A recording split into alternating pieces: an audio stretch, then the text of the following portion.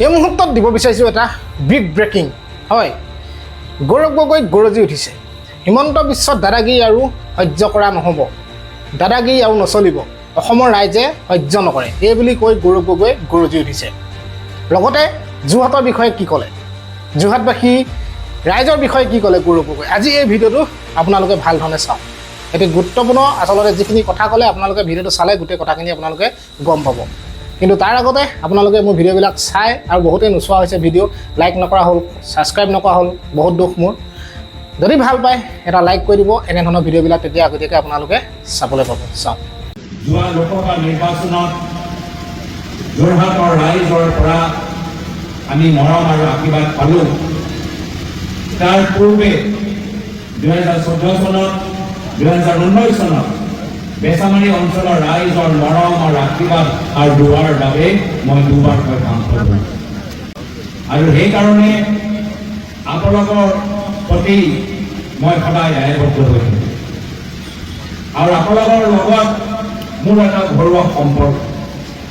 এই অঞ্চলৰ পৰা মোৰ খুৰা জিৎ গগৈ ডাঙৰীয়া দুবাৰকৈ সাংসদ হ'ল। এই অঞ্চলৰ পৰা মোৰ পিতৃ তৰুণ গগৈ প্ৰাক্তন মুখ্যমন্ত্ৰী আপোনালোকৰ সাংসদ হৈছে আৰু সেইকাৰণে ইয়াৰ আগতেও মই কৈছিলোঁ, এই অঞ্চলৰ ৰাইজ মোৰ ঘৰৰ মানুহ, এই অঞ্চলৰ মানুহৰ মই এজন নাতি আছিলোঁ, নাতি আজিও আছোঁ আৰু আপোনালোকৰ নাতি সদায় হৈছে। লগে লগে ক'ব লাগিব যে যোৱা লোকসভা নিৰ্বাচনত যদিও কংগ্ৰেছ দলে মাত্ৰ 3টা আসন লাভ কৰিবলৈ সক্ষম হ'ল, তথাপিও এই 3টাৰ সমষ্টিৰ এটা গুৰুত্ব আছে।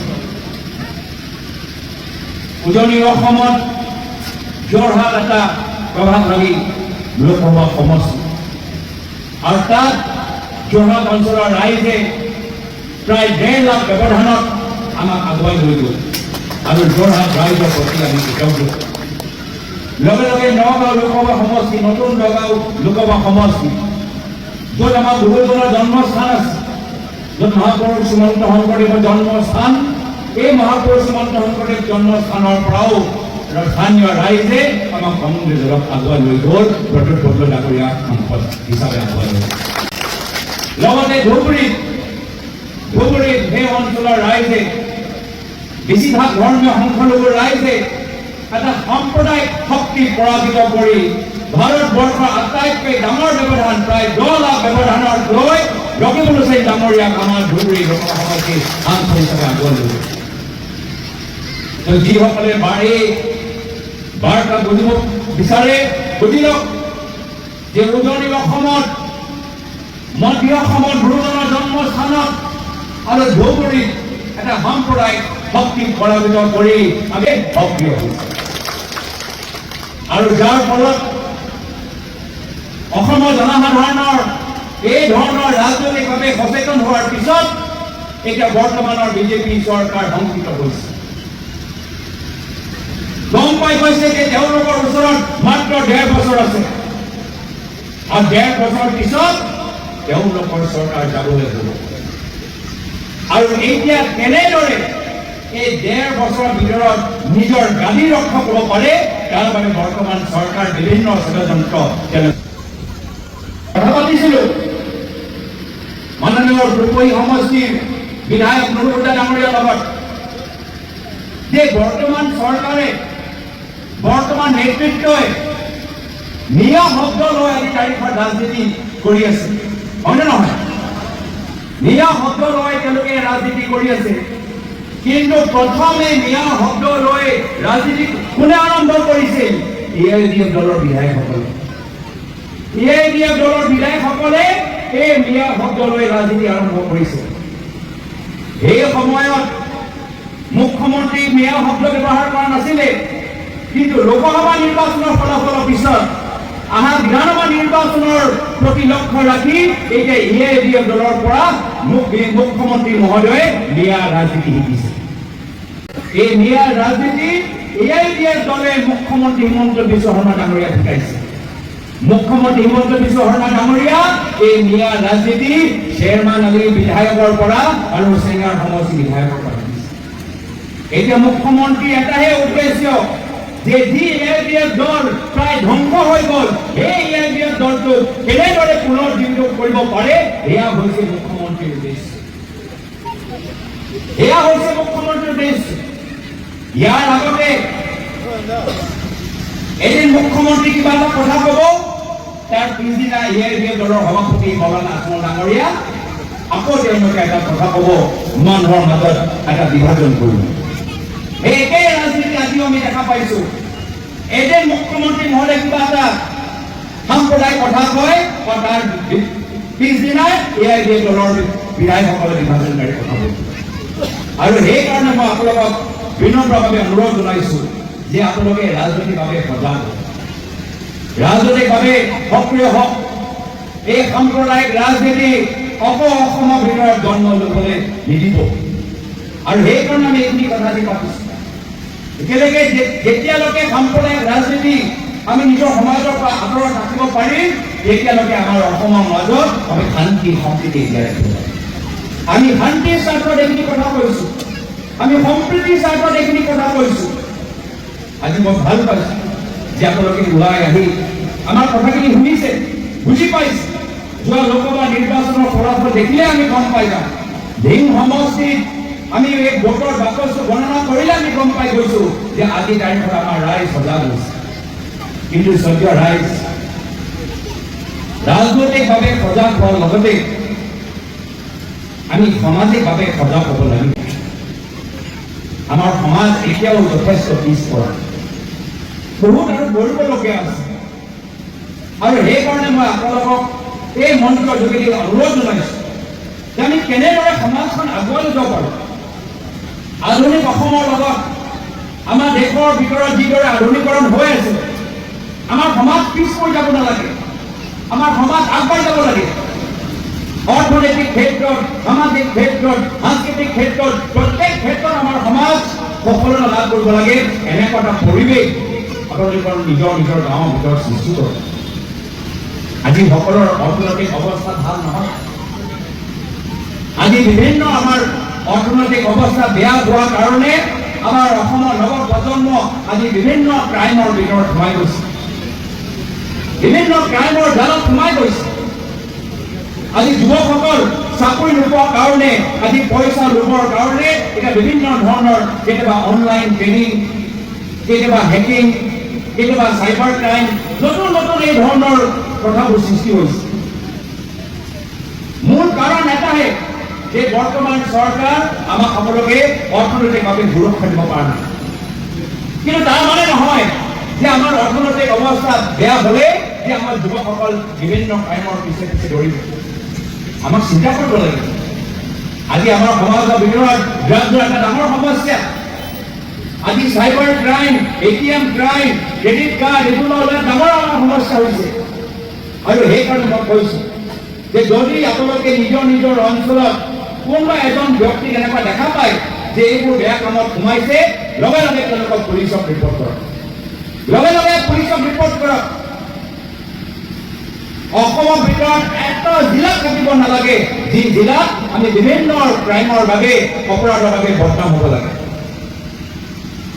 কোনো ধৰণৰ বদনাম নগাঁও জিলাৰ ওপৰত কোনো ধৰণৰ বদনাম ধিং মজা বা বেচামাৰী মজা ওপৰত লাগিব নালাগে আৰু সেইকাৰণে যদি আপোনালোকৰ নিজৰ মাজত এনেকুৱা কিছুমান মানুহ বেয়া ব্যক্তি দেখা পায় যে বেয়া কামৰ লগত জড়িত শুদ্ধ কৰিবলৈ চেষ্টা কৰক যদি তেওঁলোকে শুদ্ধ হ'বলৈ নিবিচাৰে লগে লগে পুলিচক জনাই দিয়ক আমি নিজৰ সমাজৰ মাজত এটা ভাল পৰিৱেশ বিচাৰোঁ এটা সুস্থ পৰিৱেশ বিচাৰোঁ শিক্ষাৰ ওপৰত জোৰ দিবলৈ বিচাৰোঁ বিজ্ঞানৰ ওপৰত জোৰ দিবলৈ বিচাৰোঁ চিকিৎসাৰ ওপৰত জোৰ দিবলৈ বিচাৰোঁ আৰু সেইকাৰণে আমি ঠাই ঠাই য'ত এম্বুলেন্সৰ অভাৱ আমি এম্বুলেন্স দিছোঁ এই ধিং সমষ্টিৰ ভিতৰত এয়া হৈছে মোৰ ৪ৰ্থ নম্বৰ এম্বুলেন্স ৪ৰ্থ নম্বৰ এম্বুলেন্স ধিং সমষ্টিৰ ভিতৰত আগৰ ধিং মৰাবাৰীত এটা আমি এফআইআৰ ইউত আমি এম্বুলেন্স দিছোঁ জেংগনি কলাডুবা PHCত আমি এম্বুলেন্স দিছোঁ দগাঁও PHCত আমি এটা এম্বুলেন্স দিছোঁ আৰু এয়া হৈছে বেচামাৰী PHC আমাৰ এটা এম্বুলেন্স ৪টা মজাৰ ভিতৰত এখন এম্বুলেন্স মই দিবলৈ সক্ষম হৈছোঁ আৰু কলিয়াবৰ লোকসভাৰ ভিতৰত আগৰ কলিয়াবৰ লোকসভাৰ ভিতৰত এয়া হৈছে মোৰ 35 নং এম্বুলেন্স, 35 নম্বৰ এম্বুলেন্স। এইখিনি কাম আমাক কৰিবলগীয়া হৈছে। এইখিনি কাম চৰকাৰৰ হ'ব লাগে। চৰকাৰে দুখীয়া অঞ্চলত য'ত এম্বুলেন্স পুৰণা হৈ গ'ল, বেয়া হৈ গ'ল, তাত এম্বুলেন্স দিব লাগে। কিন্তু তেওঁলোকে এইখিনি কাম কৰা নাই। তেওঁলোকে চাব লাগে কি কোন ভিতৰৰ অঞ্চলৰ PHC ডক্টৰ থাকিবলৈ, চিকিৎসকৰ থাকিবলৈ বাবে কোঠা ভালদৰে নাই, সেই কোঠাবোৰ ভালকৈ মেৰামতি কৰক। তেওঁলোকে চাব লাগে যে কোভিডৰ সময়ত আমাৰ আশা কৰ্মীসকলে কিমান কষ্ট কৰিলে, আজি আশা কৰ্মীসকলৰ মজুৰি তেওঁলোকে বৃদ্ধি কৰক। তেওঁলোকে চাব লাগে যে ক'ত আমাৰ আজি তাৰিখত ডক্টৰ নাই আৰু ডক্টৰবোৰ তাত পঠাওক। ক'ত আমাৰ মেচিনবোৰ ভালকৈ কাম কৰা নাই, মেচিনবোৰ ঠিক কৰক। এইখিনি কাম তেওঁলোকে নকৰে। তাৰ বিপৰীত কি কৰিছে? তাৰ বিপৰীতে তেওঁলোকে মাত্ৰ অসমৰ প্ৰত্যেক জিলাৰ ভিতৰত ক'ৰবাত বাগান কিনিছে, ক'ৰবাত মাটি কিনিছে, ক'ৰবাত ৰিজৰ্ট কিনিছে। এয়া লৈ তেওঁলোকৰ ব্যস্ত। আজি বৰ্তমানৰ চৰকাৰৰ কি পৰিস্থিতি? বৰ্তমানৰ চৰকাৰ গুৱাহাটীৰ ভিতৰত ডাঙৰ ডাঙৰ ফ্লাইঅভাৰ বনাই এতিয়া ধাৰুৱা হৈ গৈছে। ডাঙৰ ডাঙৰ ফ্লাইঅভাৰ বনাই এতিয়া তেওঁলোকে ধাৰুৱা হৈ গৈছে। ধাৰ মাৰিবলৈ চৰকাৰৰ ওচৰত পইচা নাই। এতিয়া কি কৰিছে? সেই নিজৰ ধাৰ মাৰিবলৈ হ'লে অসমৰ দুখীয়া মানুহৰ ঘৰৰ ওপৰত স্মাৰ্ট মিটাৰ লগাই আপোনালোকৰ পইচা তুলি নিজৰ ধাৰ মাৰিব দিছে। এই স্মাৰ্ট মিটাৰবোৰ বন্ধ হ'ল। চেক কৰিব লাগে। কেনেকৈ হ'ব পাৰে যে যিখন ঘৰত আগতে মাহত 200 টকা বিল আছিলে, স্মাৰ্ট মিটাৰ লগোৱাৰ পিছত 600 টকা হৈ গ'ল? ইমান ঘৰখন অলপ ডাঙৰ। ঘৰখন ডাঙৰ কাৰণে কি হৈছে? মই সৰু ঘৰৰ কথা কৈছোঁ। যাৰ মাহৰ 200 টকা তেওঁলোকৰ 600 টকা, যাৰ 600 টকা তেওঁলোকৰ 1200 টকা, যাৰ 1000 টকা তেওঁলোকৰ মাহত বিল 3000 টকা হৈ গৈছে। কেনেকৈ হ'ব পাৰে? বিদ্যুৎ আগৰ দৰে সমান তেওঁলোকে ব্যৱহাৰ কৰি আছে, তো 3 গুণ কেনেকৈ বিল বাঢ়িব পাৰে? এই স্মাৰ্ট মিটাৰ কোন কোম্পানীয়ে বনাইছে? এই স্মাৰ্ট মিটাৰ আদানীয়ে বনাইছে। আৰু মই সেইকাৰণে সুধিবলৈ বিচাৰোঁ এইখন চৰকাৰক যে আপোনালোকে আদানীৰ কথা শুনিব নে অসমৰ জনসাধাৰণৰ কথা শুনিব? যদি আপোনালোকে আদানীৰ কথা শুনে, আমি কংগ্ৰেছ দল, আমি অসমৰ দুখীয়া ৰাইজৰ হৈ আমি মাত মাতিম আৰু এই আদানীৰ ভিতৰত বিৰোধিতা আমি কৰিম। চেক কৰিবলৈ কিনো তেওঁলোকৰ অসুবিধা আছে। বিভিন্ন ৰাজ্যত তেওঁলোকে চেক কৰিছে। উত্তৰ প্ৰদেশৰ খবৰ লওক, উত্তৰ প্ৰদেশৰ চৰকাৰ, তাত বিজেপি দলৰে চৰকাৰ, তথাপিও তেওঁলোকে স্মাৰ্ট মিটাৰবোৰ চেক কৰি বহুত স্মাৰ্ট মিটাৰ তেওঁলোকে ৰিজেক্ট কৰিছে। অসমৰ ভিতৰত আমি দেখা পাইছোঁ মাত্ৰ আদানীক খুচ কৰিবলৈ, মাত্ৰ আদানীক সন্তুষ্ট কৰিবলৈ ইয়াৰ চৰকাৰ জোৰ জবস্তি কৰি আমাৰ ওপৰত স্মাৰ্ট মিটাৰ লগাই আছে। আমি গৈছোঁ এইখন চৰকাৰৰ দাদাগিৰি আৰু নচলিব। এইখন চৰকাৰৰ দাদাগিৰি অসমৰ জনসাধাৰণ আৰু সহ্য নকৰে। অসমৰ জনসাধাৰণ আজি GST দি আছে, টোল টেক্স দি আছে, দৰমহাৰ দাম আগতকৈ বেছি, ৰান্ধনি গেছৰ দাম আগতকৈ বেছি। এই বিভিন্ন মূল্য বৃদ্ধি টেক্স দিয়াৰ পিছত অসমৰ জনসাধাৰণ আৰু এটা টেক্স দি আছে, এয়া হৈছে দাদাগিৰি টেক্স। এই দাদাগিৰি টেক্স আমি পৰৱৰ্তী দিনত আমি বন্ধ কৰিম। এই দাদাগিৰি টেক্স পৰৱৰ্তী দিনত আমি বন্ধ কৰিম। আমি অসমৰ ৰাইজক পুনৰবাৰ এটা মুকলি অসম, এটা শান্তিপ্ৰিয় অসম, এটা সম্প্ৰীতিশীল অসম আমি দিম, যি অসমৰ ভিতৰত আমি মহাপুৰুষ শ্ৰীমন্ত শংকৰদেৱৰ আদৰ্শ, আজান পীৰৰ আদৰ্শ, লাচিত বৰফুকনৰ আদৰ্শ, জ্যোতিপ্ৰসাদ আগৰৱালৰ আদৰ্শ, আমি সকলোৱে নিজৰ নিজৰ ধৰ্ম পৰম্পৰা পালন কৰি প্ৰত্যেকজনকে সকলোকে সন্মান যাচি আমি এটা সুস্থ অসম আমি গঢ়ি তুলিম। আৰু সেইকাৰণে মই আপোনালোকক অনুৰোধ জনাইছোঁ যে আপোনালোকে আজি তাৰিখত নিজৰ সমাজৰ ভিতৰত নৱ প্ৰজন্মক তৈয়াৰ কৰক, শিক্ষাৰ ৰাস্তা দেখাওক, আইনৰ ওপৰত শিক্ষা দিয়ক, সংবিধানৰ ওপৰত শিক্ষা দিয়ক, RTI ওপৰত শিক্ষা দিয়ক। এইখিনি ভাল ভাল কথাবোৰ লৈ যাওক। নিবনুৱা যুৱকসকলক হতাশ হ'বলৈ নিদিব। খেলৰ যোগেদি তেওঁলোকৰ মনবোৰ ধৰি ৰাখক। প্ৰশিক্ষণ দিওঁতে তেওঁলোকৰ মনবোৰ ধৰি ৰাখক। তেওঁলোকক ডিপ্ৰেশ্যনত সোমাবলৈ নিদিব। তেওঁলোকক ড্ৰাগছৰ জালত সোমাবলৈ নিদিব। তেওঁলোকক ক্ৰাইমৰ জালত সোমাবলৈ নিদিব। তেওঁলোকৰ এই ট্ৰেডিঙৰ ক্ৰাইমৰ জালত সোমাবলৈ নিদিব। আমাৰ সকলোৰে আমাৰ দায়িত্ব যে নৱপ্ৰজন্মক ধৰি ৰাখা, আমাৰ সকলোৰে দায়িত্ব। আৰু সেইকাৰণে আমি নিজৰ পৰম্পৰা ধৰি ৰাখি আমি নিজৰ পৰম্পৰা ধৰি ৰাখিম, কিন্তু পৰম্পৰাৰ লগতে আমি আধুনিক আমি ৰাস্তাৰে আগবাঢ়ি যাম। আমাক ইছলাম ধৰ্মই কি শিকায়? ইছলাম ধৰ্মই শিকায় যে আমি এজন ভাল মানুহ হ'ব লাগিব, এজন ভাল ব্যক্তি হ'ব লাগিব, এজন ভাল সমাজ হ'ব লাগিব। সমাজৰ ভিতৰত ভাতৃত্ব মনোভাৱ ৰাখি আমি সকলোৱে মাজত থাকিব লাগিব।